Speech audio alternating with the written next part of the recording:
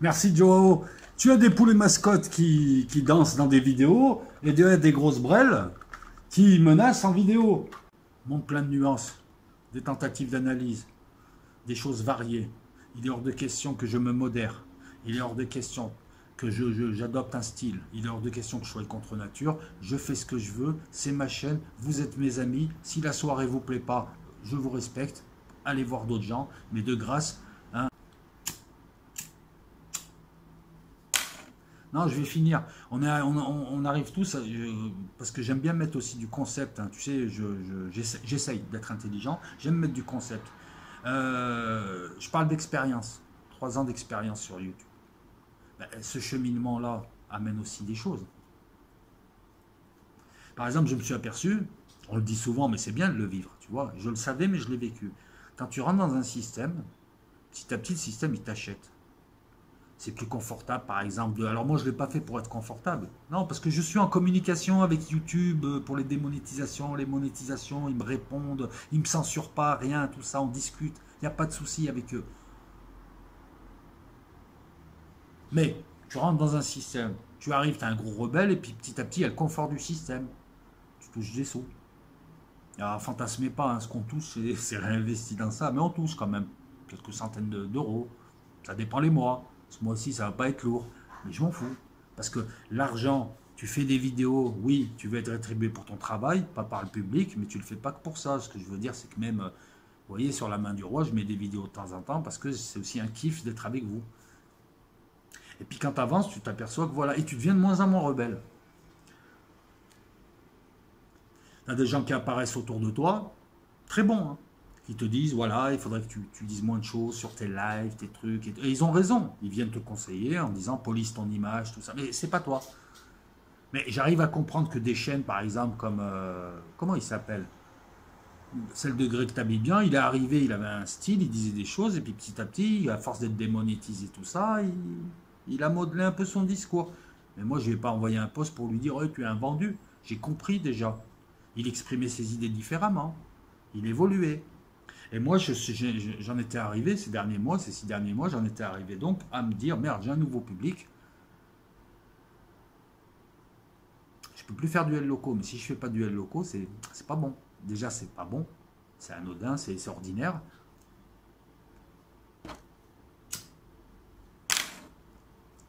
On y arrive au sujet, tranquille. Bref, tu as un choix à faire. À un moment donné, si tu veux évoluer dans le système, il faut rentrer dans la norme, faut courber les chines, il faut parler bien, il faut mettre une chemise, il faut éviter de répondre aux gens. Je fais partie des youtubeurs à 10 000 abonnés, 11 000 abonnés, 12 000, 13 jusqu'à 20 000. Je fais partie de ces youtubeurs qui communiquent beaucoup avec ses abonnés. Donc certains en abusent et d'autres viennent t'insulter après. Moi, je pourrais aussi désactiver les commentaires ou ne pas y répondre, hein, comme fait Mohamed Eni, comme font plein de gens, parce qu'ils ont compris aussi ce qu'il y avait dans le public, que trop de contact avec le public avait une toxicité, puisque tu peux avoir des petites merdes qui après, pendant des mois, font des vidéos, mais ça sert à rien, je veux dire. Voilà. Donc voilà, c'est simple. Moi, j'ai dit, je vais leur parler comme ça. Je ne vais pas changer.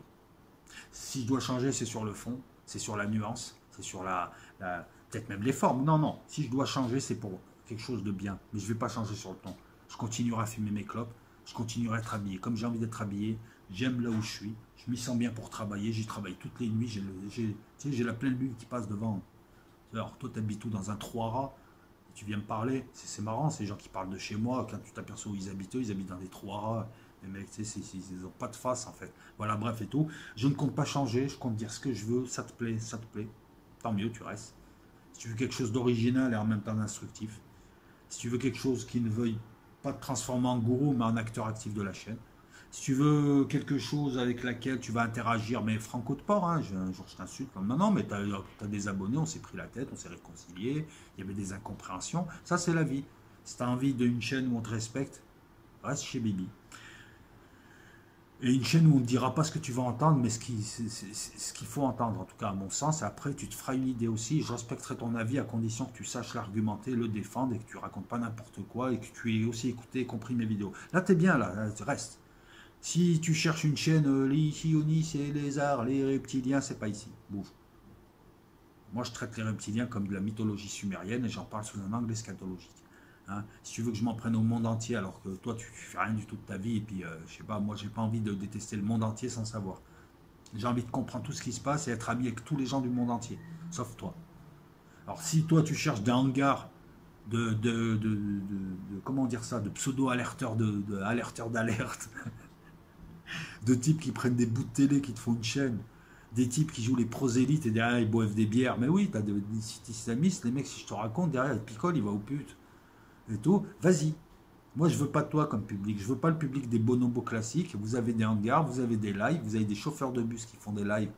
Hein, où il va tout te dire, parce que lui, ce qui l'intéresse, c'est ce qu'il y a dans ton porte-monnaie. Moi, pour ma part, c'est simple. Voilà, je vous ai tout dit. Je vais finir en disant que j'ai fait un petit test. Hein. J'ai mis des bouts d'une vidéo, l'industrie de l'armement naissante en Algérie, sur Utip et uniquement sur Utip. Si jamais il y a une vidéo démonétisée, et YouTube va faire attention à ne pas les démonétiser, mais ils m'ont expliqué comment faire maintenant et ils m'ont aussi expliqué leur manière de voir les choses, à savoir qu'effectivement, il y a des thèmes et ça ne les intéresse pas. Donc ces thèmes-là, je vais continuer à les traiter. Soit sur YouTube, ben, je m'en fous d'être démonétisé, j'en ai rien à foutre, c'est le plaisir d'eux. Et il faut savoir que par exemple, quand tu mets des vignettes pour illustrer ce qui améliore grandement la qualité de la vidéo, le robot te détecte direct. Donc après, ouais, voilà, t'as emmerdé. Et puis il continue à analyser ton contenu pendant, même s'il te remonétise, il continue à analyser ton contenu. Enfin bon, ils m'ont bien expliqué le truc et ils savent qu'il y a des soucis là-dessus, mais ils essaient de résoudre ça. Et moi, je leur fais confiance. Tu vois, comme quoi, quand on communique, hein, il n'y a plus de malaise. Mais donc sur YouTube, j'hésiterai pas à placer des. Sur YouTube, j'hésiterai pas à placer des vidéos exclusives. Ce que j'ai envie de faire, je vais t'expliquer pour d'ici novembre-décembre. Ce que j'ai envie de faire, c'est que cette chaîne tourne encore avec des analyses. Là, il y aura encore la monétisation, la pub, tout ça qui, voilà, qui financera la chaîne. Et sur YouTube, pour toi, ça changerait. Hein. Alors, je remercie tous les gens qui ont fait des dons quand même sur YouTube. Hein. Ça va me permettre là de refinancer le changement de l'ordinateur, par exemple, et mettre une ligne plus rapide, me remettre à la fibre pour, voilà, comme quoi cet argent, il sert à développer. Mais sur YouTube, ce que j'ai envie de faire, c'est, tu sais, un truc genre analyse très très fine, tu sais, des trucs une fois par mois, tu sais, la lettre del loco, sur des sujets bien précis. Et puis après, je peux même te faire des audits, si tu as envie, des audits sur tel ou tel truc, enfin tel domaine où je suis, tu vois, un truc précis. J'ai envie de faire un truc comme ça, et toi, ça changera pour toi, parce qu'il te suffit juste de regarder la pub là au lieu de la regarder sur YouTube. Et moi, je suis financé. Moi, je tiens à ce financement de la part des instances et j'aimerais que tout le monde puisse accéder à mon contenu. Voilà, et merci à tous ceux qui me soutiennent, hein, parce qu'il y a quand même des gens qui me soutiennent, franchement, vous me donnez la force, ça fait plaisir. Maintenant, on va démarrer un sujet encore casse-gueule, enfin casse-gueule, ça dépend que de vous, c'est le réchauffement ou le dérèglement ou le changement climatique.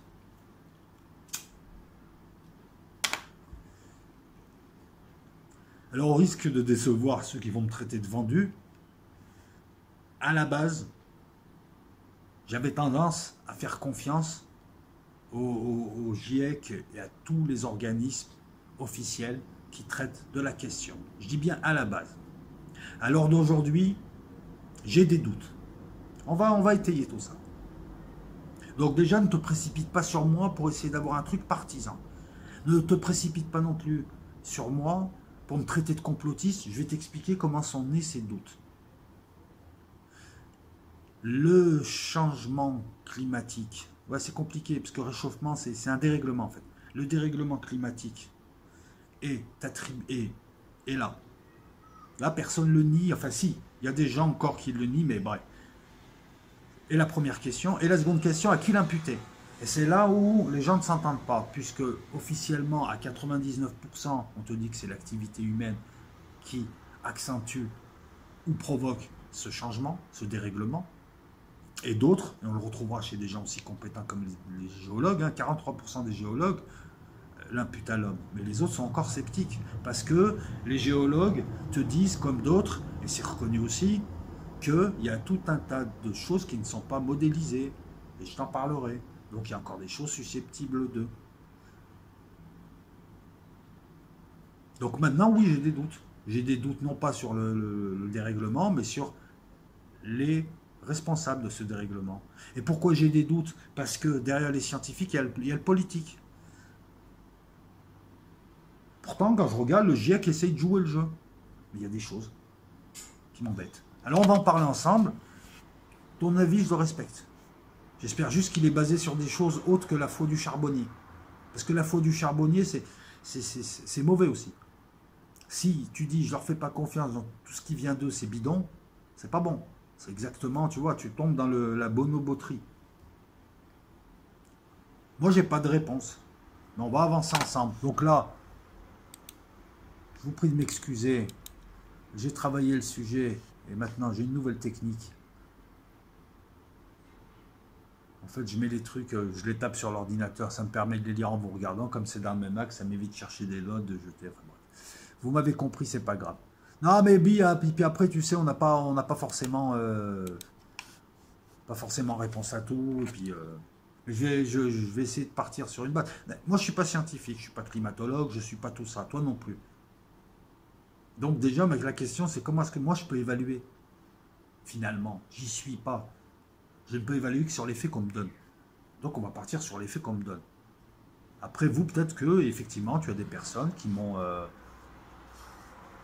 donné des liens, qui m'ont dit nous on ne croit pas à la version officielle, qui m'ont donné des liens de scientifiques, des publications, des trucs très sérieux. Donc attention, hein, ceux qui ne croient pas au réchauffement global, ceux qui ne croient pas à la responsabilité de l'homme, ou alors qu'elle serait vraiment mineure, ceux-là, moi, je me suis aperçu que vous aviez des arguments beaucoup plus solides que les charlots qu'on voit sur Internet, qui sont incapables de les reporter. C'est malheureux. Donc merci, parce qu'il y a une personne qui m'a donné des liens, je suis allé voir, c'était du sérieux. C'était pas professeur Zinzin.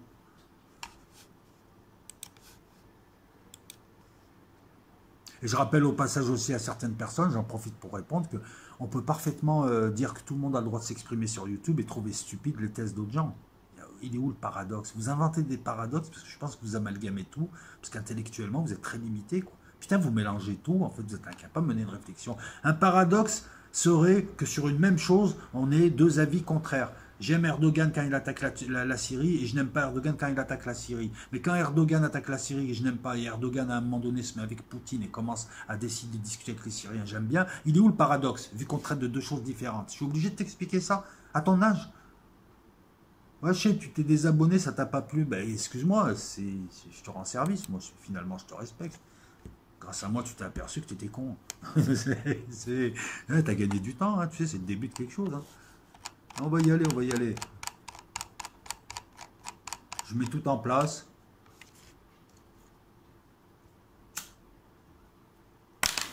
Il y a toujours eu des phases de réchauffement, de glaciation sur Terre. Allez étudier un petit peu ça, il y a toujours eu ça.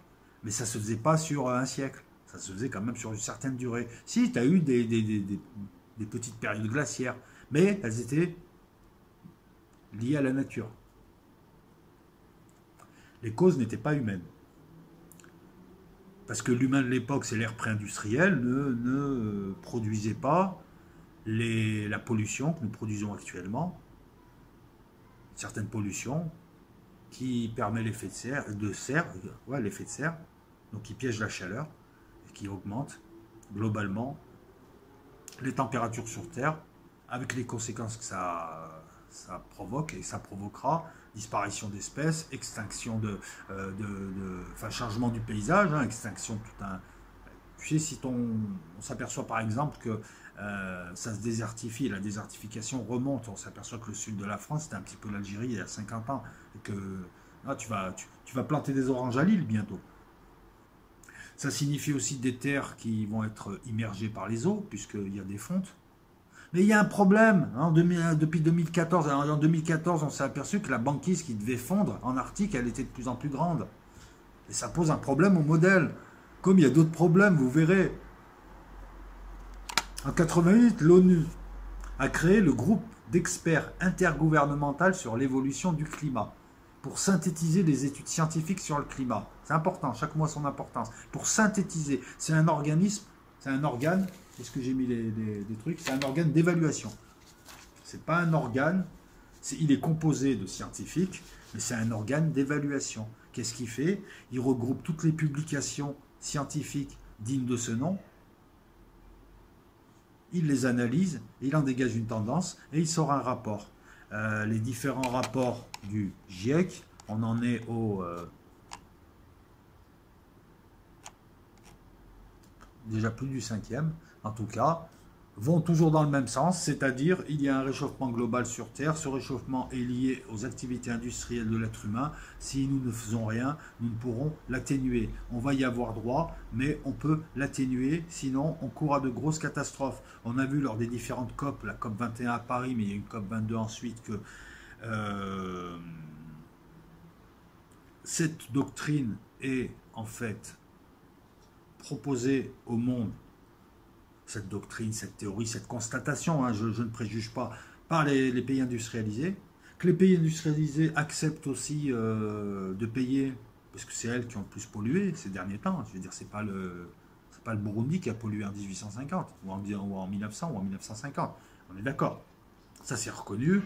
Les États du Nord s'engageaient à faire plus d'efforts et à payer beaucoup plus parce que c'est les États du Sud qui allaient en subir aussi les conséquences. Allez voir un petit peu dans le Pacifique le nombre d'îles qui va disparaître d'ici à 2050, etc., etc. Comment dire ça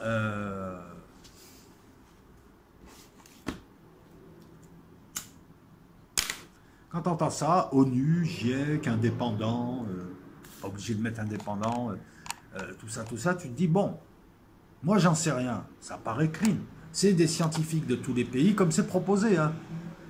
Les conclusions du GIEC ont été approuvées par plus de 40 sociétés scientifiques et académies des sciences, y compris l'ensemble des académies nationales des sciences des grands pays industrialisés. Tu te dis, bon, c'est que c'est sérieux. Et puis ils sont tellement qu'ils se contrôlent tous. Et puis comme on dit, hein, la NASA, ils sont 160 000, ils n'ont pas gardé le secret à 160 000, ignorant le cloisonnement et qu'en fait, finalement, il y a peut-être 10 personnes à convaincre. Tout le reste ne sait pas, ils travaillent sur un bout, un bout, un bout. Je dis ça, je dis rien en même temps. Hein. Attention. Hein. Les dernières projections du GIEC te parlent de 1 à 6%, à 6 degrés supplémentaires au cours du 21e siècle. C'est énorme, hein. C'est pas juste 6 degrés que tu prends comme ça. Ça veut dire que tu vas avoir des écarts de 10-15 degrés. Tu vas avoir des étés à 50 et peut-être des hivers à un truc de fou. Il y aura des zones entières où tu ne pourras plus vivre. Là, à l'heure actuelle sur Terre, il y a des zones entières où tu ne peux pas vivre. Je veux dire, tu ne vas pas vivre dans la vallée de la mort, là, au Colorado. C'est pas possible. Tu vas pas. En plein désert, en plein Sahara, si tu n'es pas un local, tu ne peux pas tenir, tu ne peux pas développer une ville. Bon, il y a des villes, mais tu comprends ce que je veux dire. Et bien là, il faudra te réadapter. Ça va aussi donner des migrations, des millions de gens qui vont monter. Et les gens du Bangladesh, ils ne vont pas rester à se faire inonder. Ils vont forcément monter sur les hauteurs de l'Inde, les hauteurs du Bhoutan, du Népal, de la Chine. Tu vois un peu le bordel que ça va créer?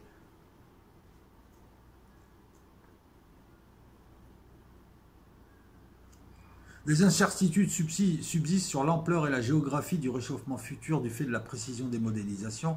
Et oui, les amis, parce qu'effectivement, c'est des scientifiques qui font des modélisations, mais lorsque tu étudies Mandelbrot, lorsque tu étudies les attracteurs d'étranges, lorsque tu étudies certaines choses, la théorie du chaos.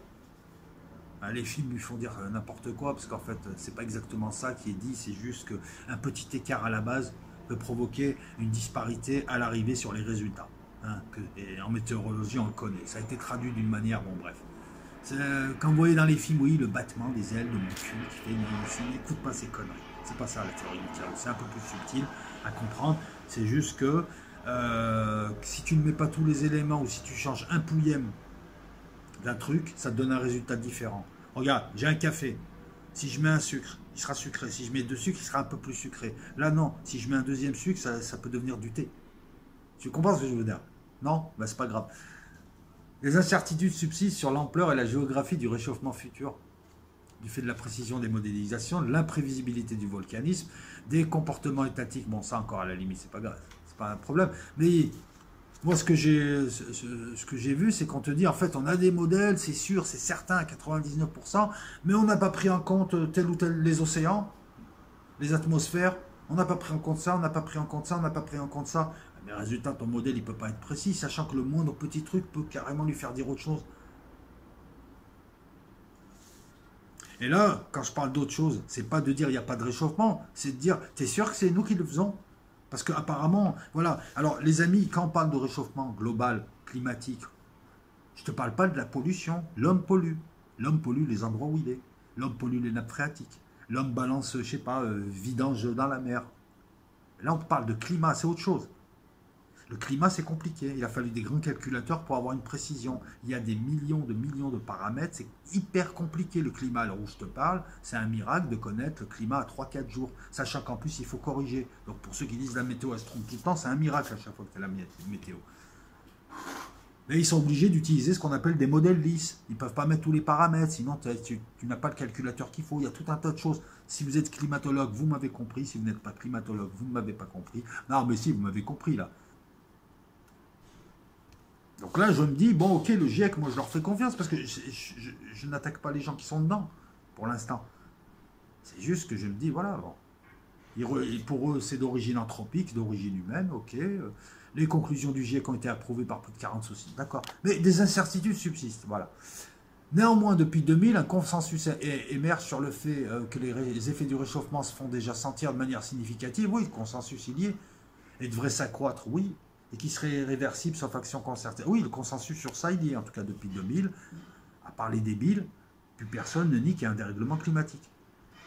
Ah oui, à part les débiles, parce que là, c'est établi, gars. C'est pas parce que j'ai eu chaud cet été qu'il y a un dérèglement climatique. Le dérèglement climatique, c'est pas le réchauffement climatique. C'est juste qu'on a des drôles d'hiver, de drôles d'été. Et que si tu fais les moyennes, tu t'aperçois que d'année en année, si tu fais la moyenne, toutes les moyennes de tous les jours de tout ça, tu t'aperçois que la température augmente. Quand on dit la température a augmenté d'1 degré par siècle, pour toi, c'est des variations de 4-5 degrés. Alors imagine 6 degrés de variation. Ben, c'est quasiment, il y a toute une partie de la Terre où tu ne peux plus vivre. Je ne parle pas du reste, hein. Il n'y a plus d'eau, il n'y a plus rien, il fait chaud. Bon.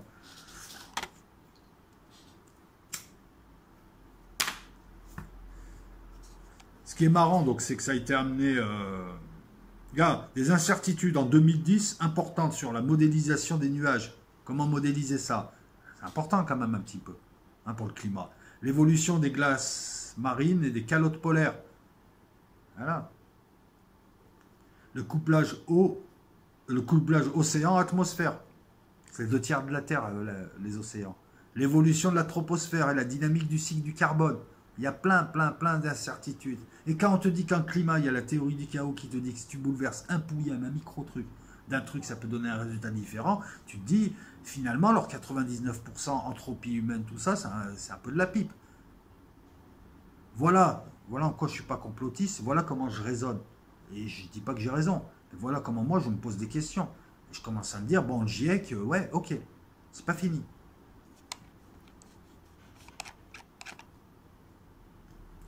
Le problème du GIEC, c'est que c'est un organisme qui se voulait apolitique et qui voulait dépassionner le débat et juger sur des critères objectifs, sans passion, ce qu'il en était. Mais d'accord. Et puis on s'est aperçu avec le fil du temps qu'eux-mêmes étaient passionnés, étaient partisans, hein, face aux climato-sceptiques comme ils les ont appelés. Tellement partisans qu'on n'écoutait plus les climato-sceptiques. Et le problème des médias et le problème de la bien-pensance, c'est que maintenant on n'écoute plus l'adversaire, la critique. On pleurniche, on la traite de c'est un pervers narcissique, il m'a agressé. Voilà, mais on ne parle plus des faits.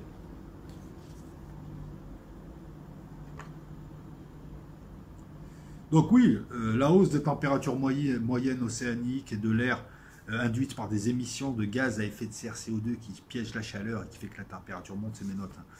Hein. Il est constaté, ça c'est clair, on constate qu'il s'accroît depuis le XXe siècle, hein, que ça va beaucoup plus vite qu'un réchauffement par exemple d'origine non anthropique, comme on a pu en connaître dans le passé. On parle de réchauffement climatique, dérèglement climatique, lorsqu'on pense que c'est quelque chose d'anormal, que c'est provoqué par l'humain. Mais on a toujours parlé de changement climatique pour parler des refroidissements et des réchauffements d'origine naturelle, d'avant l'ère industrielle. Il y en a eu. Donc le GIEC, groupe d'experts, pour synthétiser les études scientifiques. Il a fait un 4e rapport en 2007, il fait des rapports.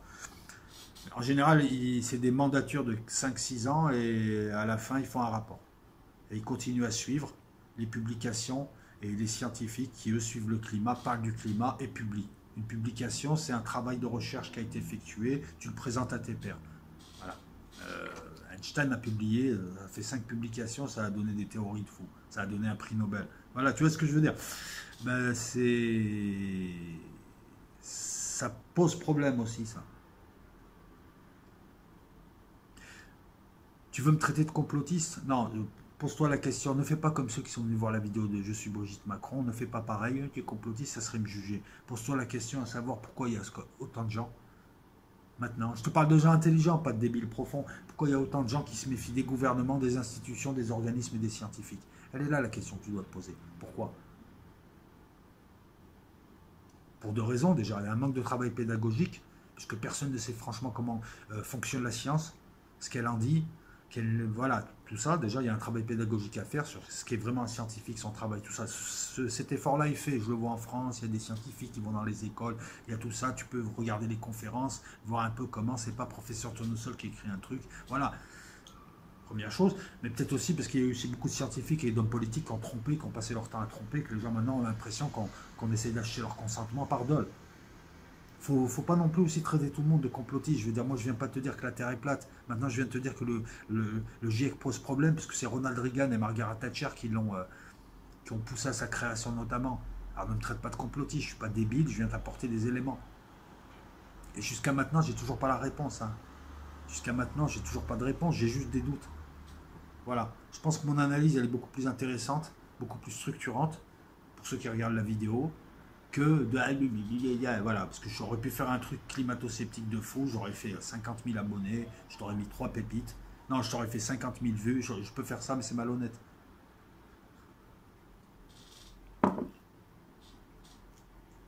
Le quatrième rapport du GIEC, c'est 2500 scientifiques de 130 pays. Vous nous dites en fait que c'est tous les pays du monde se tenaient par la main pour dire la vérité aux gens. Non. Moi je sais, pour avoir travaillé très longtemps dans l'administration, comment on peut coiffer quelque chose et la piloter en créant un organisme qui centralise tout, le GIEC, et en installant les bonnes personnes au bon endroit sans que les autres s'en doutent.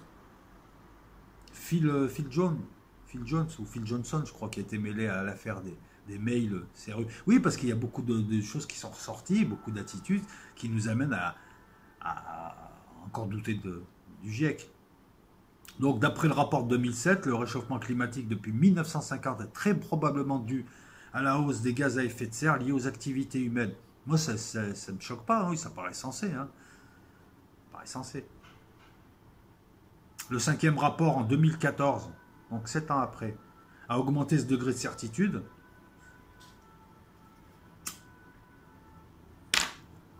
Le GIEC regroupe, c'est un organisme intergouvernemental regroupant 195 pays. Oh, c'est magnifique. C'est magnifique, ils auront tous leur mot à dire. Évaluer sans parti pris, clairement et objectivement, les effets du réchauffement et l'impact qu'a l'homme dessus. C'est magnifique. Pourtant, il a été créé à la demande du G7, c'est-à-dire des 7 gros pays industrialisés. C'est bizarre quand même. Ils veulent se tirer dans les pattes ou quoi, ces gens? Bah, c'est des pays censés être industrialisés, ce sont eux qui sont censés utiliser ces industries polluantes qui accroissent l'effet de serre.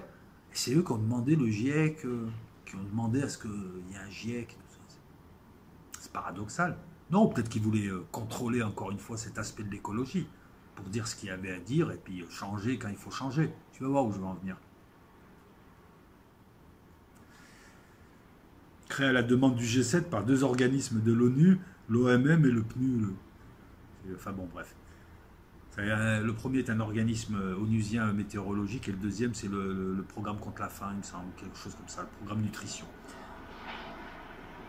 La décision a été prise sous la pression de Ronald Reagan et Margaret Thatcher. Alors allez voir pour les plus jeunes qui est Ronald Reagan et Margaret Thatcher, c'est tout sauf des écologistes, c'est tout sauf des gauchistes. C'est tout sauf des types qui sont là, la terre, les fleurs, les animaux. Non, non, c'est... non, voilà. Donc, permets-moi de douter un petit peu quand je vois que c'est eux qui représentent des États industrialisés.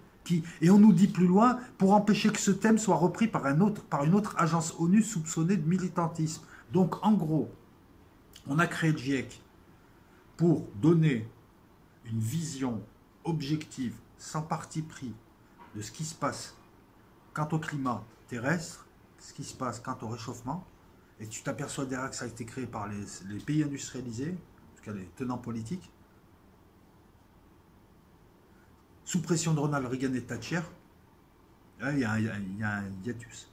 Et pour faire la nique à une autre agence gouvernementale de l'ONU qui, elle, Je vais te montrer comment on raisonne, qui elle serait soupçonnée de militantisme. Donc ce qui veut dire qu'à l'ONU, il peut y avoir des agences qui seraient militantes. Parce que beaucoup de pays, hein, tu vois, ça existe, hein, ça existe. Alors pourquoi pas le GIEC aussi? Parce que moi, tel que je vois le GIEC c'est une création de ceux qui veulent contrôler l'écologie et qui veulent contrôler la bonne parole sur le climat pour lutter contre d'autres qui voulaient aussi, eux aussi, nous annoncer leur bonne parole à eux.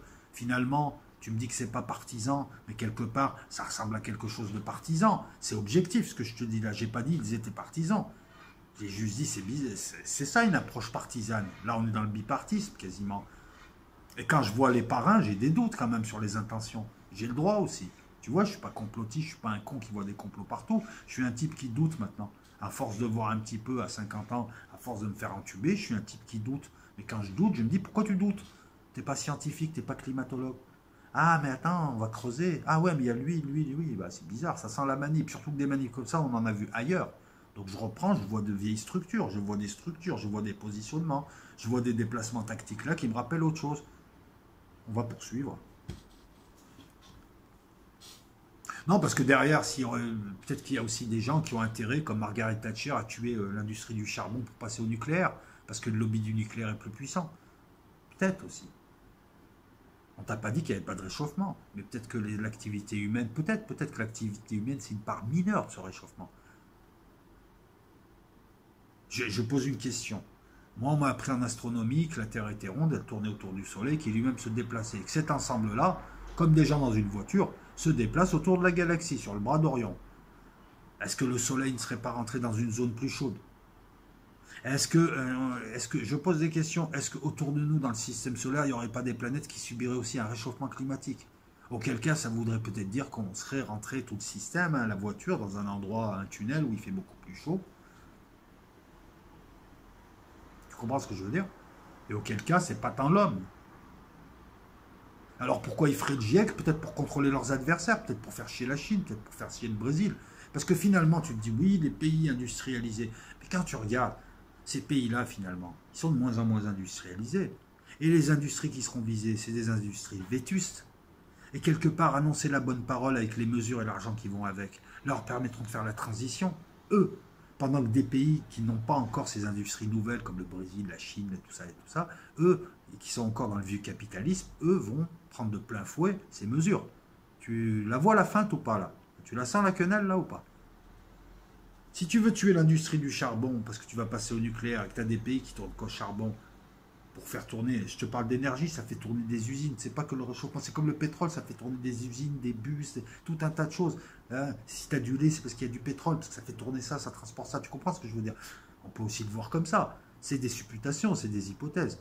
Margaret Thatcher et Reagan qui créent le GIEC pour pouvoir mieux contrôler la bonne parole sur le climat et amener les mesures qui a amené en 2001, notamment Al Gore par exemple, à qui on donne le grand bâton de maréchal pour parler du climat, pour le récompenser de ne pas avoir insisté lors de l'élection présidentielle en 2000, lorsqu'il y a eu des comptages bizarres faits par le frère de Bush en faveur de son frère. Al Gore, à ce moment-là, s'est retiré, n'a rien dit. Et bizarrement, un an après, il faisait le Joe le climat. Et après, on lui a donné un prix Nobel. Vous voyez, j'ai le droit de lier ça aussi. J'ai le droit de faire un travail de détective. Moi, j'ai confiance aussi en la science. J'ai pas confiance en l'être humain. Et tu as des scientifiques qui le sont moins, parce que tu as des gens, par exemple, au GIEC, qui sont plus des politiques que des scientifiques. Oui, son boulot, c'est scientifique, mais le mec, il est directeur d'eux, c'est lui qui gère les trucs. C'est lui qui sélectionne les articles sur lesquels ils vont se baser. Et tu t'aperçois que le gars, il est bien soutenu par l'establishment. Alors pour l'instant, c'est mince. Hein. Peut-être que pour l'instant, il y a des trucs politiques. Regarde aussi comment tu peux raisonner. Pour l'instant, il y a peut-être des fans, des magouilles, de la tactique politique. Mais je n'ai pas encore la preuve que c'est pas l'homme qui prend la mer, mais c'est la mer qui prend l'homme. Non, j'arrête. Que c'est pas l'homme qui réchauffe. Peut-être que malgré tout ça, malgré tous ces vices, malgré toutes ces feintes, malgré tous ces doutes, ils ont peut-être raison sur ça, parce que finalement, ça n'affecte pas. Hein. Qu'il y ait une composition politique, ça ne suffit pas à dire qu'ils racontent des conneries. C'est comme ça que tu mènes une enquête, mon ami. Pour l'instant, c'est juste un faisceau d'indices qui m'amène à douter de l'aspect non partisan du GIEC, de l'aspect universel du GIEC. Tu vas voir qu'il n'est pas si universel que ça, le GIEC.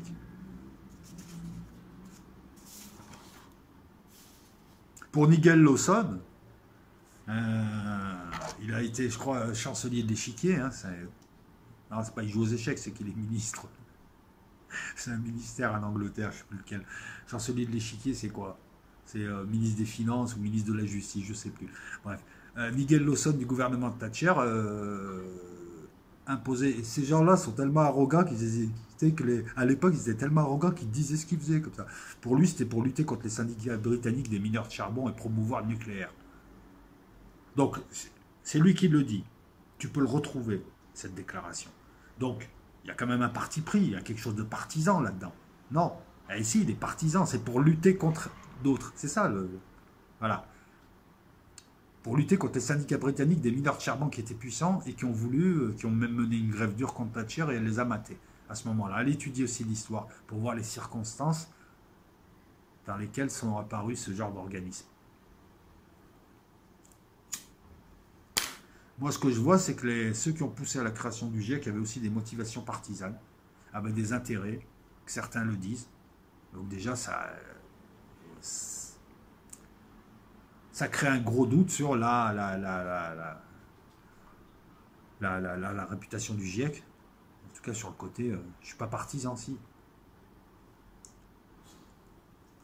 C'est un lieu d'expertise et non un organe de recherche pratique. Il ne fait pas ses propres évaluations, mais analyse celles des autres. Pratique. Quand tu analyses, tu fais un peu comme le juge. Hein. Tu prends, tu laisses. En fonction de quoi? Ben oui, parce qu'en fonction de ce que tu vas prendre, ce que tu vas laisser, tu peux biaiser. C'est pas moi qui le dis. Il y a beaucoup de gens qui reprochent au GIEC d'avoir pris des choses et de ne pas avoir pris d'autres choses. D'avoir pris même leurs propres travaux. Ça, c'est facile. Et d'avoir écarté des travaux de chercheurs. D'avoir mis sur un même pied d'égalité différents niveaux de recherche, différentes valeurs, différentes publications qui ne sont pas de même valeur. Et oui, si je suis mécanicien et je te parle de football, j'ai moins de crédibilité que, je sais pas, que Roland Courbis, qui est entraîneur de foot depuis Mathusalem. C'est normal. Et c'est pas un argument d'autorité. L'argument d'autorité serait de dire je suis Roland Courbis, j'ai une carrière internationale, donc je peux parler de mécanique avec toi, j'en sais autant que toi. Ben, ça, c'est un argument d'autorité. C'est quand tu sors le type de sa sphère de compétence. Comment est-ce qu'on peut vérifier? Moi, ce que je veux savoir, c'est comment ils ont évalué. Garder ça, pas garder ça. Le travail d'information de base. C'est intéressant cette vidéo parce que pour toi, ça devrait te parler. C'est exactement ce que tu dois faire et pas faire quand tu as ta pseudo-recherche de vérité ou ta véritable recherche de vérité. C'est pourquoi tu vas voir telle vidéo et pas d'autres. Pourquoi tu continues à avoir toujours le même style de vidéo. Est-ce que tu vas voir les vidéos qui disent l'inverse? Est-ce que tu fais un véritable travail d'analyse derrière tout ça? C'est exactement la même chose. Voilà. Hein, parce qu'à la fin, ça donne un poste de merde. Et bien là, ça donne un rapport bizarre. Ben non, parce que c'est des rapports qui te disent quand même qu'à 99,99%, le réchauffement climatique est lié à l'activité humaine. Et de l'autre côté, on te dit qu'il y a trop d'incertitudes. Et puis d'ailleurs, on n'est pas scientifique. Alors pourquoi tu dis 99,99%? C'est une précision de scientifique. C'est d'ailleurs même une précision inquiétante. Hein. Parce que je crois que dans certains domaines scientifiques, une telle précision, c'est pas bon. Ça ne va rien dire du tout, c'est tout. Hein. Surtout quand c'est repris par la presse. Le problème aussi qu'il y a eu, c'est la campagne de presse, de toutes les presses qui décident de la bien-pensance et qui ont écarté tout ce qui était climato-sceptique. Jusqu'à il y a peu. C'est quoi ce putain de monde où on dit que tu es en démocratie, ils te sortent une version officielle et dès que tu as des gens sérieux qui arrivent pour contredire, ils n'ont pas le droit de parler.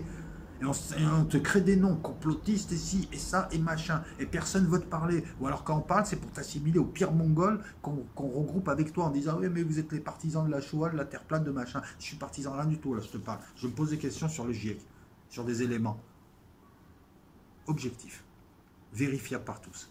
J'ai pas encore dit que. Par exemple, le GIEC, ça peut être 2500, 3 milliards de scientifiques, 195 pays. C'est qui fait la cuisine? C'est qui est dans la cuisine? Je ne te parle pas de gens qui sont dans la salle, hein, en train d'écouter de la musique et de boire et des petits fours. Je te parle de qui? Le bureau. Le bureau, c'est quoi? Le président, le coprésident, les coprésidents des 3 groupes de travail. Là, c'est important. C'est là où il faut placer des gens. C'est pas le mec au petit four, hein, c'est pas celui qui sert. Hein. Donc, les coprésidents des 3 groupes de travail et du bureau de l'équipe spéciale, les vice-présidents du GIEC et les coprésidents des autres groupes de travail. C'est eux qui établissent ces rapports. Donc déjà, me dire, comme je l'ai entendu, oui, mais tu te rends compte, si le GIEC avait manipulé, il faudrait dire à tous les scientifiques. Mais t'es con comme type, puisque t'es même pas allé voir comment ça marche. Non, s'il veut manipuler un rapport, ils sont une trentaine là. Ça réduit déjà le champ. S'ils veulent, je vais t'expliquer. Les rapports et les analyses, c'est comme pour les rapports de la DGSE, tu peux leur faire dire ce que tu veux. Les évaluateurs peuvent faire dire ce qu'ils veulent. Souvent, ce n'est pas les services secrets, parce qu'eux, ils sont pointus. Ils disent, ouais, mais il y a plus de chances que c'est ça, que ça, que ça. Voilà le rapport, on te donne tous les éléments. Voilà, on pense que c'est comme ça, parce que d'habitude, ils font comme ça, comme ça, comme ça. Il y a tant de chances. En général, ils sont précis. En général, c'est les hommes politiques. C'est Le Drian qui te sort un rapport de la DGSE, un vieux rapport où il n'y a rien de dit, et qui lui fait dire que Bachar al-Assad a des armes de destruction massive, et il gaze sa population parce qu'il aura acheté un bidon à la France et à l'Allemagne d'ailleurs. C'est bizarre, c'est eux qui vendent toujours. Voilà, tu vois, on leur fait dire ce qu'on veut. Donc là, les rapports, là si tu veux, il y a des données, eux ils leur font dire ça. Et quand tu creuses un peu, ils font dire à toutes les données, à tous les rapports qu'ils ont sélectionnés. Déjà, c'est pas la vérité, c'est une partie, c'est une sélection humaine, d'accord. On n'est pas allé creuser au-delà de qui est derrière eux, qui les finance, leur carrière, tout ça. C'est des êtres humains, c'est pas que des scientifiques, c'est des gens qui feront carrière et qui veulent faire carrière pour certains. Je ne pense pas qu'on les ait choisis par hasard, tous ces gens-là. D'accord. Voilà. Après, il y a un jeu de nomination, de neutralisation, autre. Ce qui fait qu'à la fin, tu peux enfumer tout le bureau à 3. Me dire que douter du GIEC et de ses rapports et être un climato-sceptique à la con et être partisan, mais eux, ils sont partisans. On va vous sortir la grosse affaire, vous allez comprendre pourquoi mes doutes ont commencé. Je suis parti dans l'idée, le GIEC a raison, je vous jure. Voilà, je suis parti sur une idée. Et je suis parti naïvement. Je me suis dit, voilà, il n'y a pas de complotisme, pas rien. Bon, on va voir ce que c'est. Mais putain, à force d'écrire, de faire le truc, ils établissent des rapports. Donc il y a eu des polémiques sur l'interprétation de pas mal de rapports, notamment celui de 2004, faites par des scientifiques, faites par des géologues, faites par des gens assez compétents, voire très compétents. On n'en parle pas. On réduit les climato-sceptiques à 3 farfelus et on va chercher 2 vidéos de type sur la Terre plate. Soit dit en passant, voilà, ça arrange personne, parce qu'après, voilà, on passe tous pour des guignols, parce que tu as des vrais guignols aussi avec nous.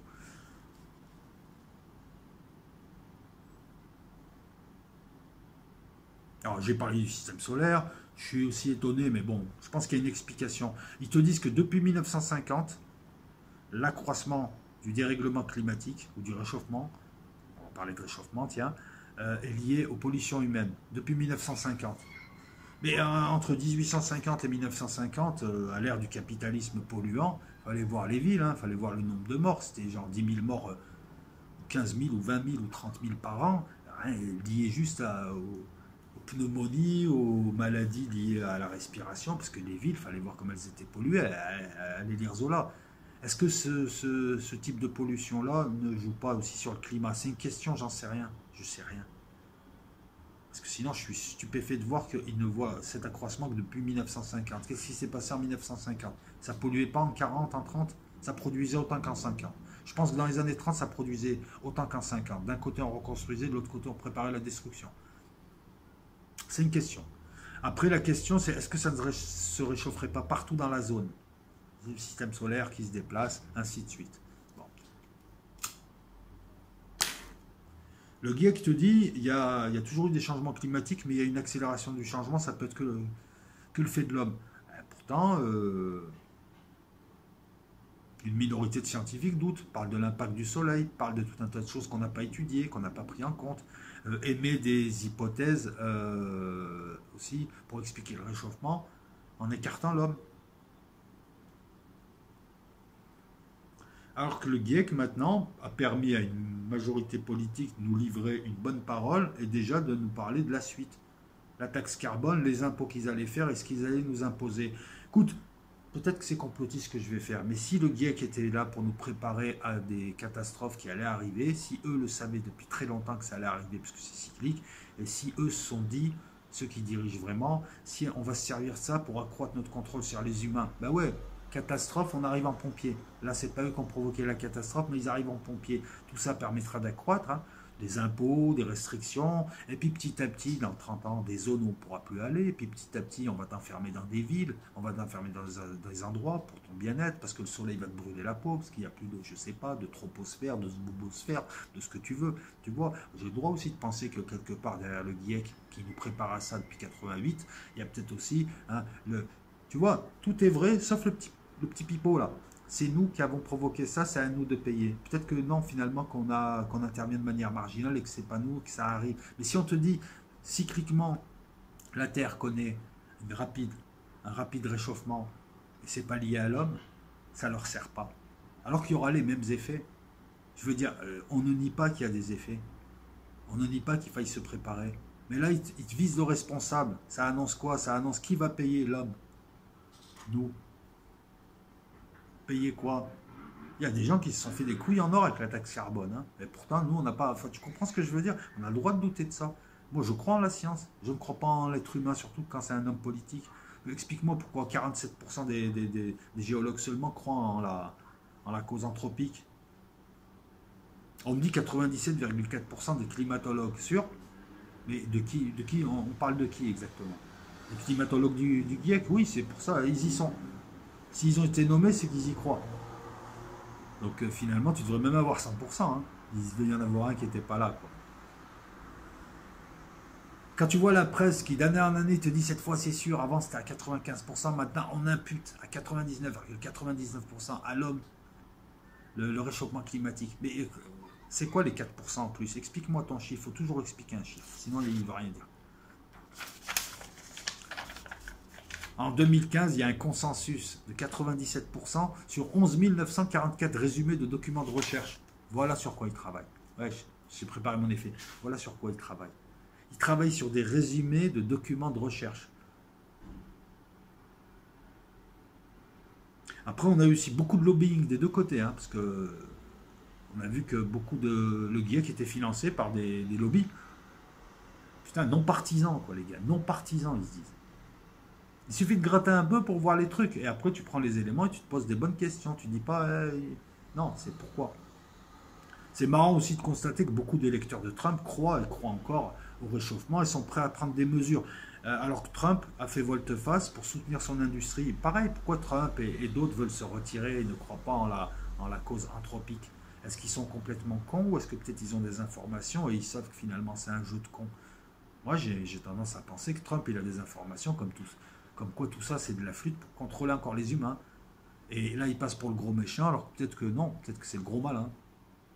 Ah, j'ai pas bâché Trump. Ben non, parce qu'il n'y avait aucune raison de le bâcher là. Et puis de toute façon, je suis pas là pour le bâcher. C'est juste, j'essaie de comprendre. Quand on critique, par contre, quand on critique, ouais, mais comment ils ont fait pour prendre les températures en 1906, hein, en l'an moins 6000 mais la température, c'est pas qu'avec un thermomètre. Hein. Et ils te le disent. Hein.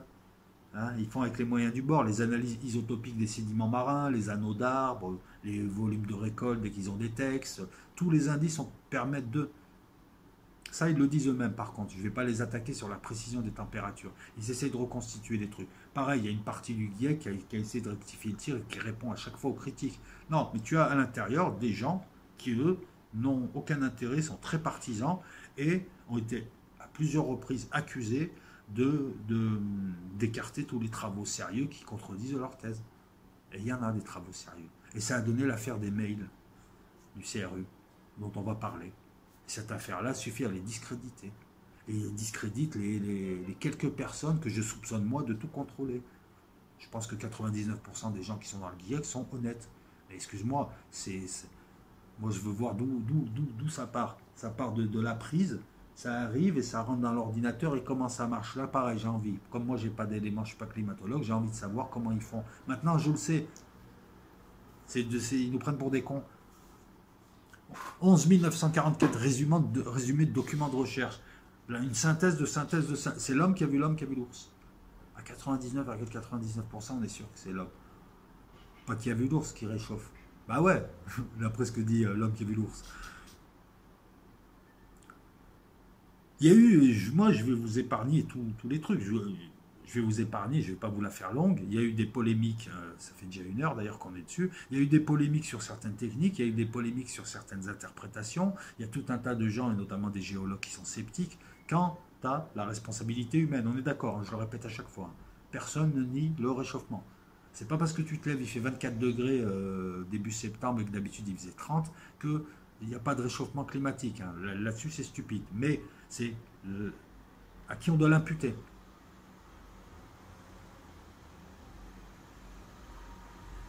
Donc avec tout ça, c'est dur de ne pas avoir de doute, mais c'est dur aussi de trancher, parce qu'à moins d'avoir la foi du charbonnier, moi j'en sais toujours rien, je vois beaucoup de magouilles, mais ça ne veut pas dire que la vérité n'est pas la vérité à la fin. Le doute, il est entretenu, il est légitime. Ça ne communique pas, ça ne discute pas, ça caractérise les autres d'eux, ça les traite de complotistes, ça les ridiculise, ça les marginalise, ça les assimile à d'autres, mais ça ne discute pas réellement avec. Moi j'aimerais bien, voilà, sachant que moi j'ai pas d'idée. Pour l'instant je ne t'ai pas dit non, c'est pas l'homme. Pour l'instant j'en sais rien.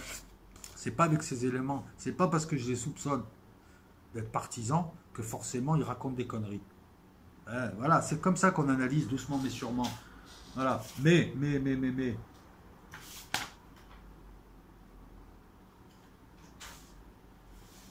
Des incertitudes quant à l'évolution de la biosphère et la dynamique du cycle du carbone. Mais tout est dit, rien que ça. Si tu as une incertitude là et que tu sais qu'avec la théorie du chaos, tu as un pouillème de trucs, ça change tout. Et d'ailleurs, beaucoup le diront comme ça. Alors on va aller voir l'affaire qui, franchement, là, les a totalement discrédités. Je vous demande un instant, s'il vous plaît, parce que je recherche mes notes.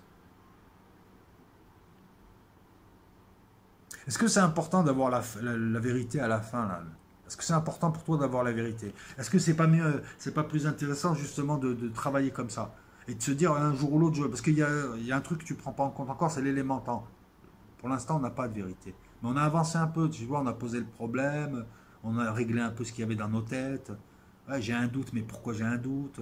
Et puis au final, ils ont peut-être raison aussi, parce que tu vois, voilà, et tout. Et puis voilà, mais j'ai toujours pas la vérité. Est-ce que c'est important de l'avoir? Est-ce que c'est pas mieux de chercher comme ça déjà? Parce que voilà, dans 1 an, 3 ans, 6 ans, 10 ans, ce que tu veux, à un moment donné, tu as l'élément qui viendra clore ton truc et tu te diras, putain, ma méthode de raisonnement, elle est bien, je vais m'en servir pour d'autres trucs. Le GIEC, par exemple, te dit qu'effectivement, il y a des incertitudes, ils le disent honnêtement, qu'ils n'ont aucune preuve, que c'est leurs interprétations, basées sur ça, que bon, voilà, hein, et qu'il faudra quelques décennies pour voir s'ils ont tort ou raison. Donc ils sont honnêtes, mais en même temps, c'est pratique. Parce que ça aurait été simple, sinon. Tu vois, par exemple, une publication mathématique, c'est très simple. Tu as des gens qui vont regarder ta publication, qui vont voir des erreurs ou pas, qui vont dire tu es génial, tu t'appelles Évariste Galois, ou alors tu es une burne, tu t'appelles qui tu veux. Mais là, non. C'est ça, on est dans la science, mais en même temps, c'est flou et on est dans l'incertain. C'est limite de la socio. Alors, excuse-moi. Les controverses. Allez, on va mettre ça. On va parler des controverses un petit peu, quand même.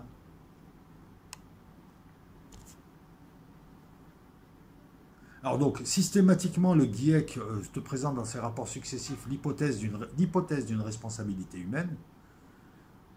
Elle est de plus en plus affirmée, cette responsabilité humaine. Mais tu as pas mal de polémiques qui ont vu le jour. Donc, je vais t'en relancer quelques-unes. Certaines, c'est des polémiques à la con, mais d'autres, ça t'amène quand même à réfléchir.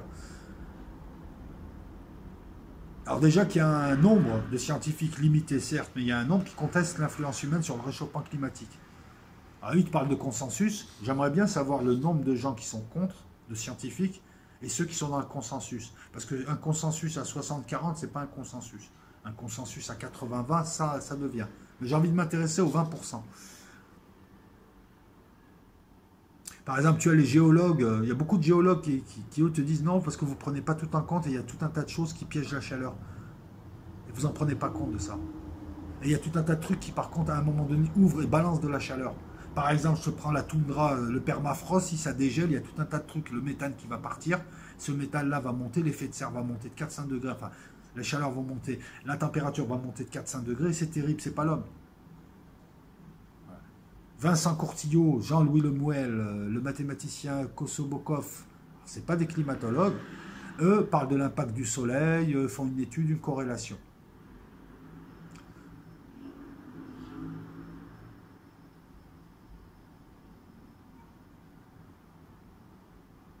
C'est marrant, regarde, 2013, le consensus de 97% sur les 11 944 résumés de documents de recherche, résumé de documents de recherche, dont 4014 ont pris position sur la cause du réchauffement climatique récent. Je ne comprends pas. Il y a un consensus de 97% de gens pour dire que c'est l'homme, basé sur une analyse de 11 944 résumés de documents, dont seulement 4000 documents, c'est-à-dire un tiers, prennent position en disant c'est l'homme. Il ne vous en faut pas beaucoup pour vous faire un avis. Un questionnaire adressé aux auteurs de 2412 articles scientifiques a également permis de confirmer ce consensus de 97%. C'est de la merde, mon chiffre. C'est rien du tout. Si tu as fait un sondage au courrier des lecteurs de review au physique, et... non, mais je ne dis pas que ça n'a pas de valeur, mais enfin, ça n'a pas la valeur qu'on lui donne. C'est un questionnaire qu'on a envoyé à 2412 personnes liées entre elles, aux auteurs de 2014-12 articles, de 2412 articles, liés entre eux, sachant que dans ce milieu, si t'as le malheur d'être original, t'es cramé. Allez voir tous les scientifiques qui ont essayé d'être un peu originaux, on les a cramés, même si c'est des bons, Jean-Pierre Petit, ils trouvent tous des feintes pour pas en parler, machin et tout, eux ils produisent rien, lui il produit des trucs, mais voilà, je ne critique pas la science, je critique ces gens qui arrivent, qui t'imposent une pensée unique et qui criminalisent la tienne et qui se la jouent, on est de gauche, on est démocrate. C'est ce qu'on voit sur tous les sujets. Et j'ai raison parce que c'est moi, t'as tort, et partant de là, je peux t'attaquer, puis il faut faire taire les gens, il faut interdire tel parti, il faut faire ci, parce qu'on a raison, on est mais putain, t'es un partisan comme moi, il n'arrive pas à sortir de ça, tellement il est arrogant. Là, on a la même connerie, mais ça sent surtout le trucage, parce que quand moi, je veux bien 97%, mais quand tu regardes d'où vient le chiffre, tu t'aperçois qu'il vient de rien. Tu sais, tu te dis 97% des scientifiques, tu vois, on essaie de te biaiser, là, comme dirait l'autre. 97% des scientifiques, oh non, c'est 97% d'un questionnaire adressé aux auteurs de 2412 articles. Donc en fait, c'est 97% de 2412 éventuellement auteurs s'ils en ont fait un chacun. Hein. Peut-être qu'il y en a. Regarde, peut-être que les auteurs ils sont 500 et qu'ils ont fait 5-6 articles chacun. Tu vois, on peut faire dire ce qu'on veut aux chiffres. Et moi, je prends le temps de réfléchir. En 2016, l'économiste Richard S. Gitol arrive à une conclusion différente en incluant des enquêtes faites auprès de non-experts en sciences du climat, tels que des géologues. Ouais, mais enfin, ils sont experts quelque chose quand même. Et c'est proche. Ils ont leur mot à dire. Je veux dire, ils sont un peu crédibles. J'ai pas dit que c'était les plus spécialisés dans le domaine. Au service d'activité économique et un groupe auto-sélectionné de scientifiques rejetant le consensus. Voilà, après, c'est les consensus de chiffres, de chiffres, de chiffres. Après, tu as des polémiques quant aux données, quant aux moyens utilisés. Oui, parce qu'attends, c'est pas je prends des chiffres, je les mets sur un tableau. Je prends des données, je les multiplie par un truc, je mets un truc qui les minore, je mets un truc qui les majore, je donne une tendance, je mets un correctif. C'est comme ça qu'il faut voir. C'est des trucs de stats. J'aimerais savoir comment ça se fait. J'ai pas dit qu'ils truquaient, mais enfin, il y a beaucoup de scientifiques, il y a pas quelques scientifiques qui ont prouvé que quelquefois ils avaient tendance à enlever des chiffres qui les emmerdaient pour avoir la bonne courbe. On le verra dans l'affaire des incidents du courriel du Climagate. Hein. Entre 2003 et 2010, une critique concernait la reconstitution des températures depuis l'an 1000 utilisée dans le rapport du GIEC dans la forme dite en crosse de hockey particulièrement spectaculaire. Blablabla, bla, bla, voilà. Je ne rentre pas dans le détail. Il y a eu des critiques sur le fond, sur la forme, sur les chiffres, sur les méthodes. Quelquefois, les critiques ne s'imposaient pas. Il y a eu des réponses appropriées. Quelquefois, les réponses étaient floues. Quelquefois, même, on se demande. Et on a le professeur Phil Jones du CRU, Climatic Research Unity. C'est un type qui dirige d'autres chercheurs, qui a des sous, qui rend des comptes et qui est très politisé. Un gars comme lui, c'est plus un politique qu'un scientifique. Voilà, un directeur de labo ou de recherche, il n'est pas que directeur, enfin, il est directeur. Et il a une carrière. J'ai discuté avec suffisamment de scientifiques français, en tout cas de gens que je connais, hein, là-dessus, pour savoir que voilà, il y a des choses, des trucs, voilà, c'est très politique. Et c'est normal, c'est normal. Tu réunis des êtres humains, tu réunis une communauté scientifique, tu verras toujours des petites politiques locales, des trucs, c'est normal. Ça ne me suffit pas, moi, pour dire que nous ne sommes pas responsables du réchauffement. N'empêche que, pour lui, Enfin, il a déclaré en 2010 que depuis 15 ans, il n'y avait pas eu de réchauffement statistique significatif. Mais en même temps, c'est lui qui va truquer des mails après, ils l'ont récupéré après. Un des motifs...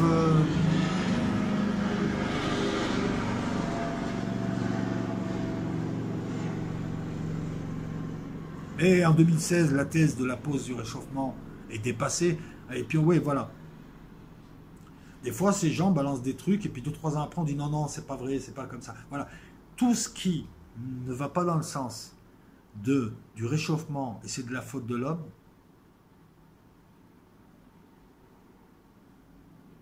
semble être écarté. Semble être écarté. Semble être écarté. J'ai pas dit est écarté. Après, on peut aussi mettre en doute, effectivement, ils le disent eux-mêmes, hein, mais comment tu fais pour prendre les températures de l'an 1000 et avoir des vraies températures? On a un modèle qui suppose une grande précision. Moi, je veux bien que tu arrives à déterminer des maximums et des minimums glaciaires en 1600. Il y a des textes.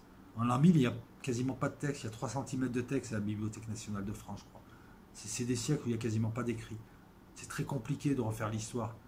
On a vu apparaître l'écrit avec avec je crois 50 cm d'écrit à la Bibliothèque nationale de France ou aux archives de France. Je crois que c'est le XIIIe siècle. 50 cm, c'est-à-dire tu presses sous les papiers. 50 cm, c'est beaucoup. Ça permet un peu de travailler déjà, par recoupement.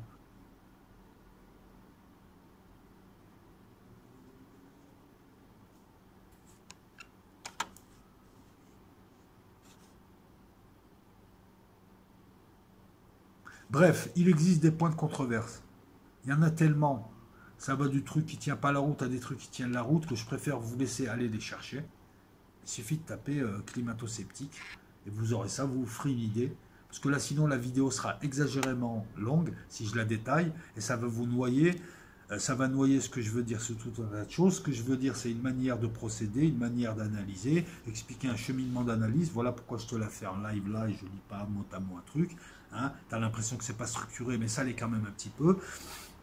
C'est te montrer comment il faut réfléchir sur la question. Et puis, est-ce que c'est important d'avoir une réponse à la fin? Moi, j'ai toujours pas de réponse.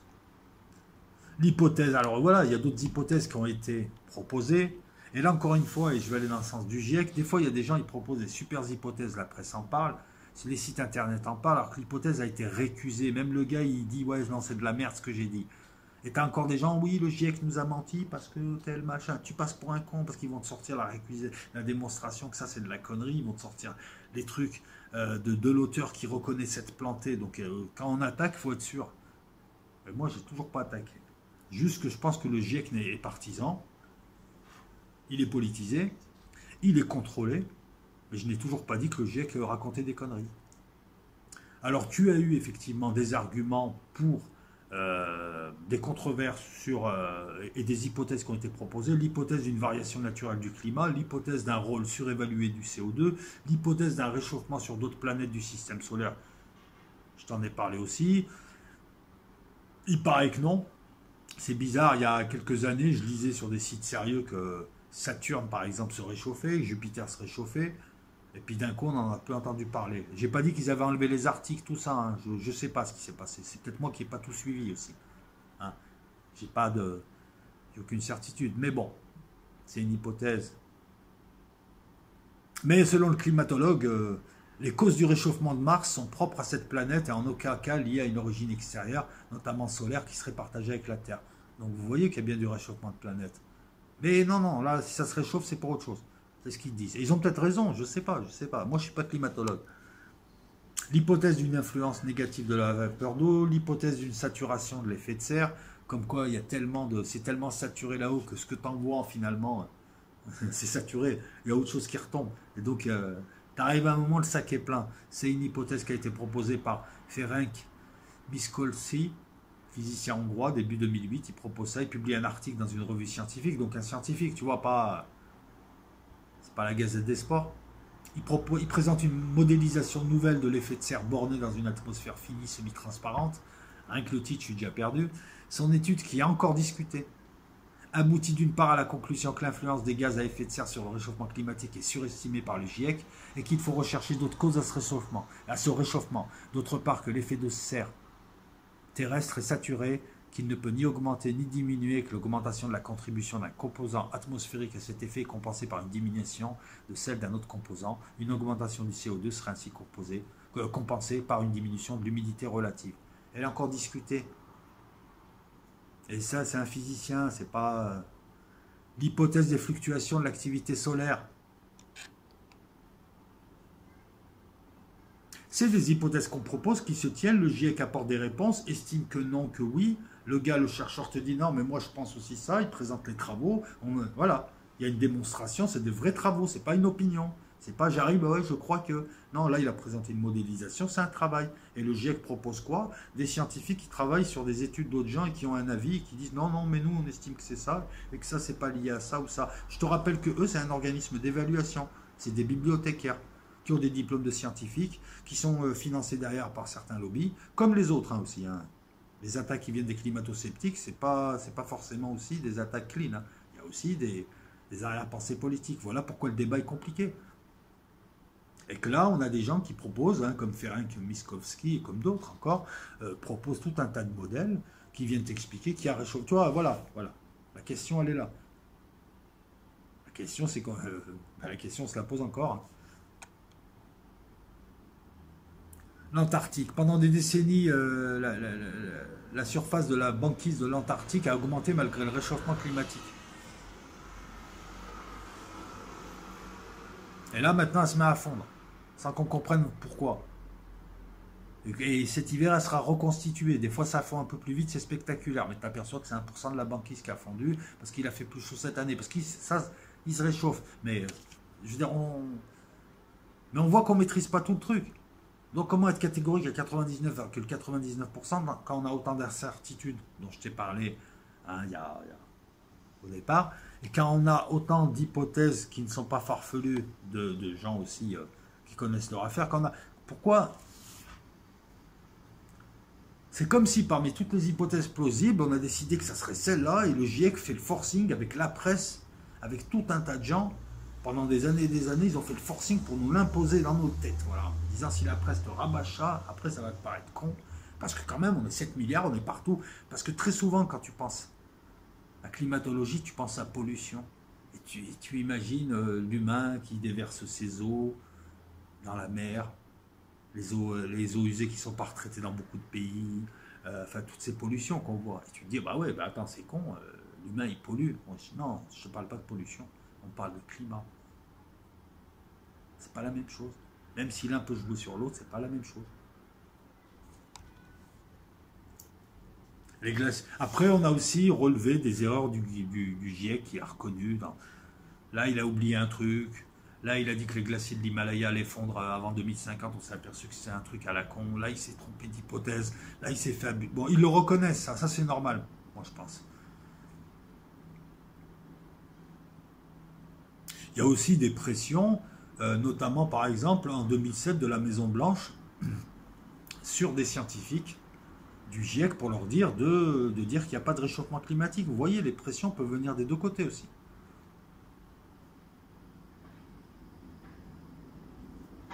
Nous en France, on a eu Courtillot, Vincent Courtillot et Claude Allègre surtout qui étaient climato-sceptiques, mais enfin non, ils n'étaient pas climato-sceptiques, ils étaient, comment dire ça, ils refusaient le rôle de l'homme. Le problème, c'est qu'en face, ils sont tombés sur des gens qui, on le voit aussi sur YouTube, je ne veux pas lui parler, il m'a insulté, alors je ne veux plus lui parler. Tu sais, ça évite le débat. Non, il dit n'importe quoi. Voilà, Claude Allègre, c'est quand même un chercheur. C'est un géologue, mais il connaît son affaire. Et lui, il a toujours expliqué, en tout cas, pourquoi les géologues sont sceptiques. Plus de la moitié des géologues est sceptique. Est-ce que, pourtant, ce n'est pas des complotistes?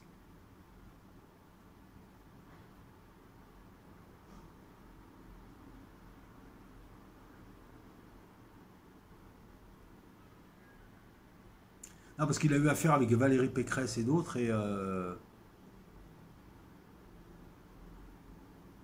l'ombudsman de la société Radio-Canada, l'ombudsman, c'est un médiateur. Ah, c'est un terme qui vient des pays du Nord, où tu avais un médiateur entre les gens et l'administration. Tu le retrouves en Suède, en Allemagne. On l'a en France, je crois que c'est Jacques Toubon encore, ça fait 2 siècles qu'il est médiateur. Et l'ombudsman de la société Radio-Canada a réaffirmé que les climato-sceptiques n'avaient pas de place dans les médias. 15 octobre 2015. C'est partisan, ça ou pas? La pensée unique. Et après, tu me dis, je suis complotiste parce que je doute. Je doute parce qu'on veut m'imposer une version alors qu'il y en a d'autres et on prend tellement pour un con qu'à la télé, on n'est pas capable de nous éduquer, de nous montrer de vrais débats avec de vrais scientifiques. J'en ai marre de ces charlots qui arrivent, qui se présentent, des professeurs zinzins qui ne parlent que d'Einstein, j'ai rien contre Einstein, ou des machins. Je veux de vrais scientifiques et de vrais débats dans la nuit. Comme ça, les mecs qui dorment pas, là, qui se posent des questions sur Internet, qui se branlent le cerveau, on a de vrais débats avec de vrais gens. Parle 3 minutes, toi tu fermes ta gueule. Maintenant à toi, toi tu fermes ta gueule. Je veux voir des chiffres, des vrais débats, avec des vrais arguments. Bref, moi je vais vous... Écoutez, c'est très simple. On va aller tout de suite à l'affaire du CRU, Climatic Research Unit, leur courriel. C'est très simple. Cette affaire a été appelée le Climagate. Les réponses qui ont été données, elles sont légères pour moi. Là, on voit qu'il y a des gens au sein du GIEC qui, eux, sont politisés aussi et qui ont tout intérêt à faire passer en force la version de c'est de la faute des êtres humains. Pourquoi? Peut-être que ça favorise des gens en aval, en aval, des lobbies, des gens en préparation. Je ne sais pas. Je ne dis pas que c'est le lobby du nucléaire, je ne dis pas que c'est l'IA, je ne dis pas que c'est pour nous enfermer dans des villes, je dis juste que c'est encore un moyen de contrôle sur l'être humain. Contrôler ta vie, contrôler ta consommation, te prendre un peu de sous. Voilà. Donc, c'est un centre de recherche des plus influents, de ceux qui étudient les changements climatiques, naturels et anthropiques. Beaucoup de ces correspondants donc, font partie du groupe expert intergouvernemental sur l'évolution du climat, le GIEC. Et l'affaire a éclaté en 2015. Ben, l'affaire, c'est simple, des pirates ont fait sortir des mails de ces gens. Alors, on ne sait pas si c'est une fuite de l'intérieur, ou si c'est un vrai hacker de l'extérieur. En tout cas, tu as tout un tas de mails qui sont sortis. Phil Jones, pardon, c'est pas le précédent dont je parlais, Phil Jones, le directeur du CRU, qui est mis sous la sellette. Alors c'est très simple, hein.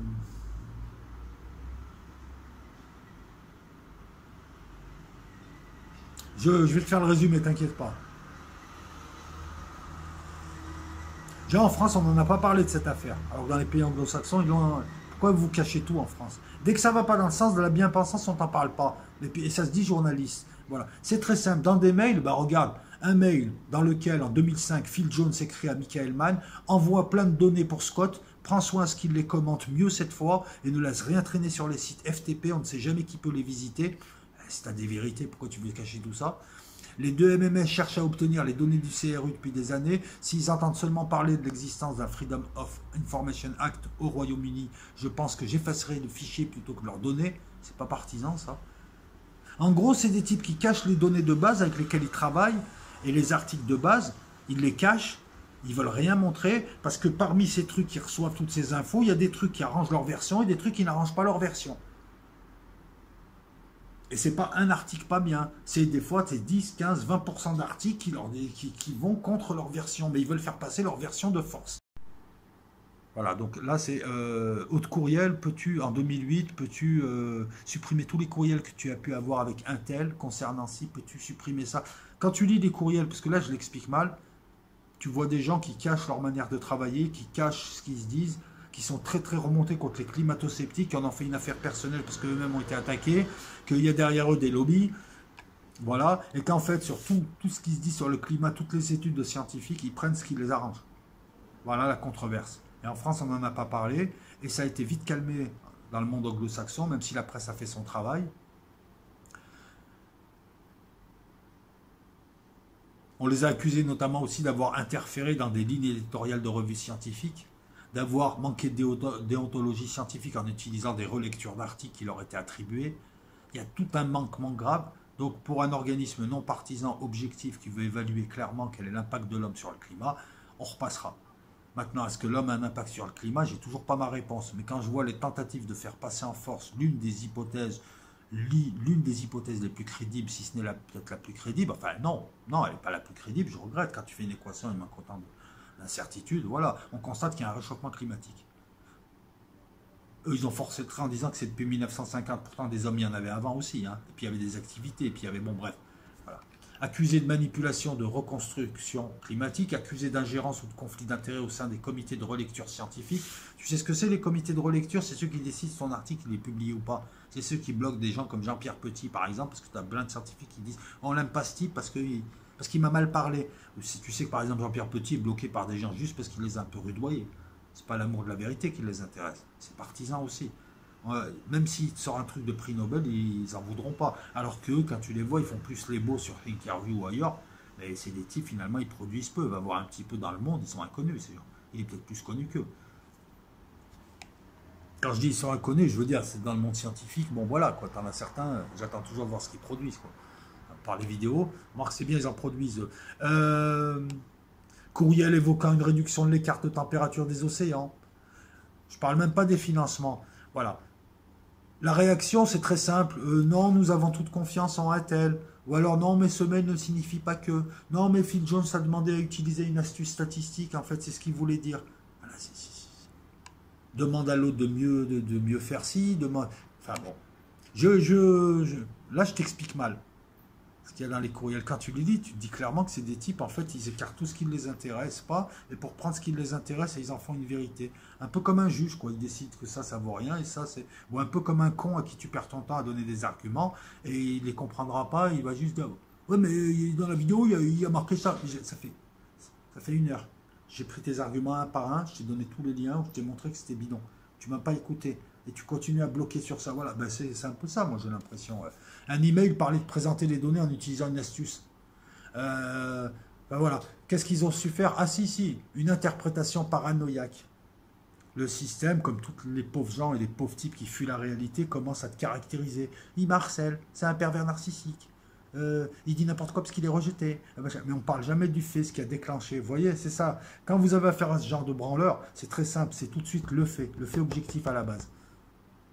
Là, le fait objectif, c'est simple. Vous ne gardez pas, vous gardez ce qui vous arrange. Mais je n'ai toujours pas ma vérité. Ça fait quand même du bruit partout, sauf en France. Pourquoi?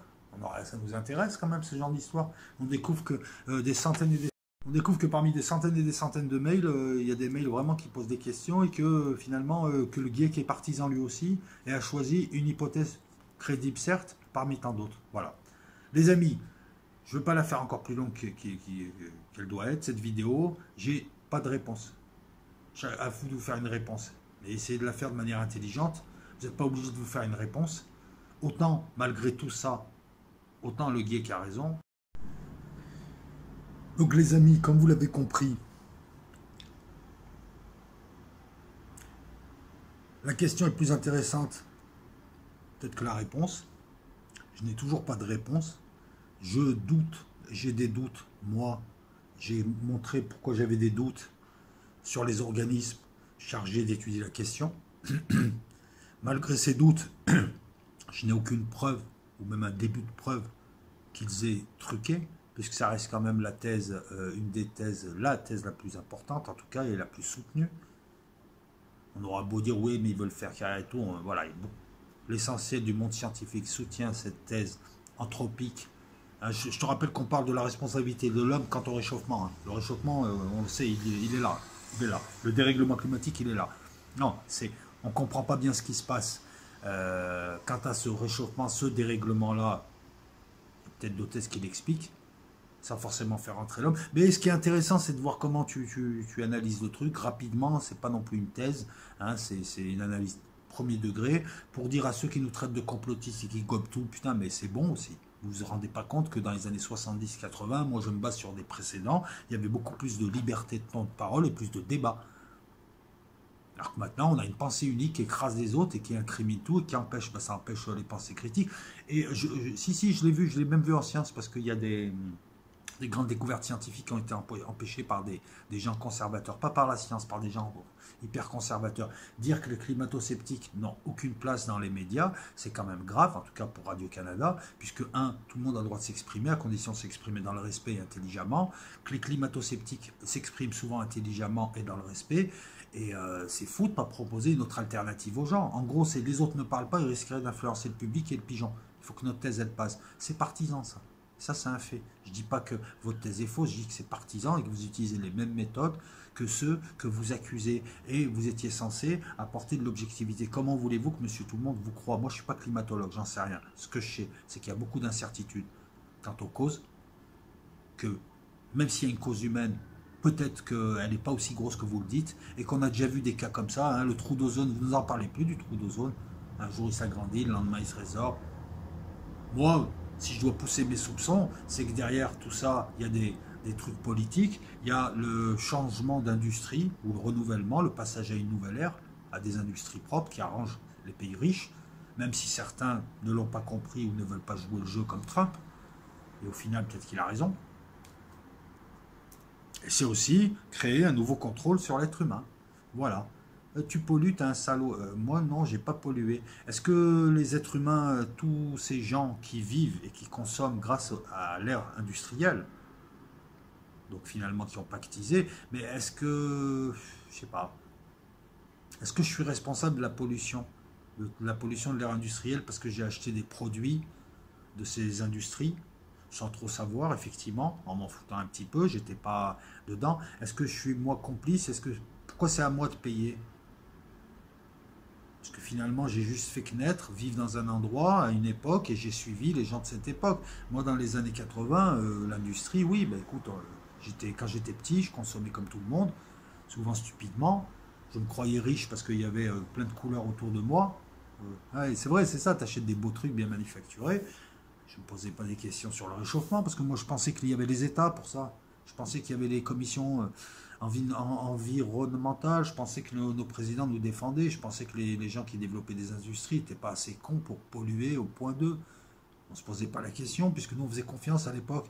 Quand tu avais un mec avec un costume qui arrivait, tu mettais la Marseillaise, un drapeau français derrière, c'était parole d'évangile. Maintenant, les gens, ça marche plus, au contraire. Quand ils voient arriver ce genre de type, ils se disent c'est un menteur. Comment on est passé de l'ère de la crédulité à l'ère du doute? Ça, tu vois, si tu veux décoller un petit peu de la vidéo, est-ce que les questions ne sont pas meilleures que les réponses finalement? Parce que ça nous oblige constamment à douter de nous-mêmes. Moi, j'ai pas d'avis, j'en sais rien. Et quand t'en sais rien comme ça, j'ai tendance à... alors, là, on ne me force pas, mais si on devait me forcer, ben, j'aurais encore tendance à penser que l'homme joue sur... Voilà. Si on me dit demain, décide-toi, eh ben, à l'heure d'aujourd'hui, à l'heure H, avec les éléments que j'ai, je pense que l'homme peut jouer d'une manière ou d'une autre sur le réchauffement, mais peut-être pas de la manière dont on le pense et peut-être pas à la hauteur donnée. Peut-être que l'homme joue, mais qu'il y a d'autres causes et c'est quand même... on a quand même un super pouvoir, hein, parce que non, tu crois qu'on est beaucoup, tout ça et tout, mais sur Terre, on est des têtes d'épingle, hein, on occupe juste des petites zones comme ça. Hein, mais quand on me dit que par exemple, tous ces modèles ne tiennent pas compte de certaines choses, par exemple le rapport entre les océans et l'atmosphère, et que 2 tiers de la Terre, c'est de l'atmosphère et des océans ou des mers en dessous, et que en plus, voilà, comme je te l'ai expliqué, les modélisations, très souvent, tu changes un pouillème, tu changes un petit truc, un millionième, un milliardième, ça donne un résultat totalement différent. Je pense que c'est légitime de se poser des questions. Voilà. Comme d'hab, partagez, poussez, si vous en avez envie. Postez ce que vous voulez, tant que c'est poli, ça répond aux questions. Hein. Sinon, moi, je dialogue pas. Voilà, si tu réponds à côté. Il n'y a pas de partisans, tu vois, dans cette vidéo. Par contre, toi, tu as le droit d'être partisan. Les gens qui sont climato-sceptiques et qui m'ont posé plein de liens intéressants, ben, intervenez. Moi, franchement, je fais tout passer. Les gens qui sont pro-GIEC et qui, eux aussi, pensent que j'ai dit des bêtises, ou que, voilà. Tant que moi, tu me dis, voilà, locaux, moi, je suis pas d'accord avec toi, tu as dit ça, ça, ça, mais en fait, c'est ça, tu t'es trompé sur ça. Moi, je te passe ton poste, je te remercie. Parce que tu vois, tu me parles, voilà, moi je suis le grand public, là.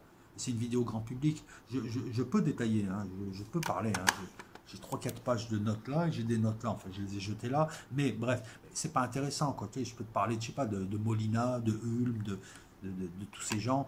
C'est pas intéressant. Ce qui est peut-être intéressant, c'est la méthodologie.